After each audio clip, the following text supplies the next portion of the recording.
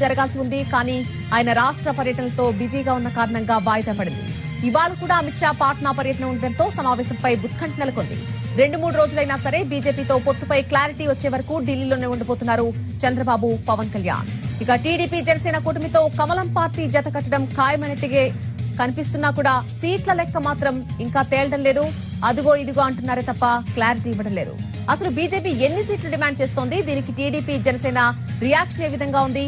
BJP అడిగినన్ని సీట్లు ఇచ్చేందుకు TDP Janasena అంగీకరించాయా, లేకపోతే అన్నింటిపై కూడా ఇవాళ స్పష్టత వస్తుందని చెప్తున్నారు రెండు పార్టీల నేతలు. బీజేపీ మొత్తం 10 పార్లమెంటు స్థానాలు అడుగుతున్నట్టుగా తెలుస్తోంది. కనీసం 8 ఎంపీ సీట్లు కావాల్సిందే అని పట్టుబడుతోంది బీజేపీ. హిందూపురం, తిరుపతి, రాజంపేట, రాజమండ్రి, నరసాపురం, అరకు, విశాఖ, విజయవాడ లోక్సభ స్థానాలు అడుగుతోంది బీజేపీ. అయితే టీడీపీ మాత్రం 6 ఎంపీలు ఇచ్చేందుకు అంగీకరించినట్టుగా సమాచారం. ఇక విశాఖ, విజయవాడ స్థానాల కోసం